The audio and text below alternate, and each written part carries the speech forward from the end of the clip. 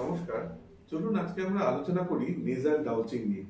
এই নেজাল ডাউচিং কথাটা একটু নতুন নতুন লাগছে, কিন্তু কথাটা কিন্তু নতুন নয়। আমাদের হিন্দু ধর্মের প্রাচীন বৈদিক যুগে যে আমরা জল নীতি কথাটার সঙ্গে পরিচিত, অর্থাৎ নাক ধোয়া, সেটাই কিন্তু নেজাল ডাউচিং। শুধু হিন্দু ধর্মে না, আমাদের মুসলিম ধর্মে যে অজু রীতির একটা পার্ট কিন্তু নাক ধোয়া। এই নাক ধোয়ার অনেক উপকারিতা আছে, সেটা কি এখন আধুনিক উপায়ে সুন্দরভাবে এসে গেছে, সেটাই হচ্ছে নেজাল ডাউজিং নাম ধরা। এই নেজাল ডাউজিং করার জন্য আজকালকার দিনে এসে গেছে হচ্ছে এরকম স্কুইজি বটলগুলো। এই স্কুইজি বটলগুলো খুব সোজা, এটা থেকে প্রেস করলেই জল বেরোয়। আমি দেখিয়ে দিচ্ছি কিভাবে করা হয় সেটা। চলুন আমরা দেখি পরপর স্টেপসগুলো। প্রথম কাজ হচ্ছে এই বোতলের মধ্যে মার্ক করে দেওয়া আছে 200 ml, সেখানে অবধি জলটাকে ঢেলে দেওয়া।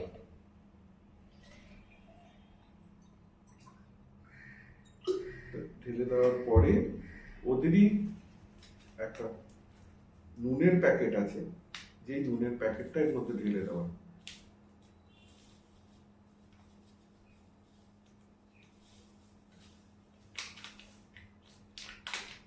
এই নুনের প্যাকেটটি ঢালার পরে এটাকে খুব ভালোভাবে জলটাকে নুনটাকে মিশিয়ে নিতে হবে। চলুন এবার আমরা করে দেখাই। তো এর জন্য কি করতে হবে, প্রথমে সামনের দিকে ঝুঁকতে হবে, মুখটা খোলা রাখতে হবে এবং মাথাটা একদিকে কাত করতে হবে। এই সময় যদি আমাকে শ্বাস নিতে হয় তাহলে আমি মুখের মাধ্যমে শ্বাস নেব, তবে শ্বাস নেওয়ার প্রয়োজন হবে না, কারণ এটা মাত্র একটা 5-10 সেকেন্ডের প্রসিডিওর। তো আমি এই স্কুইজি বটলটা নিয়ে মুখের মধ্যে প্রেস করলাম আর একটু মাথাটা বাঁ দিকে কাত রাখলাম।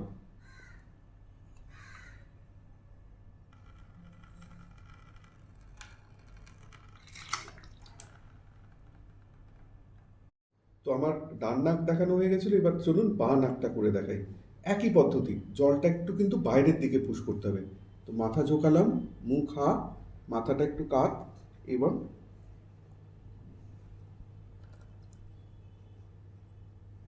তো করে নেওয়ার পরে নাকটাকে হালকা করে ব্লো করে নিতে হবে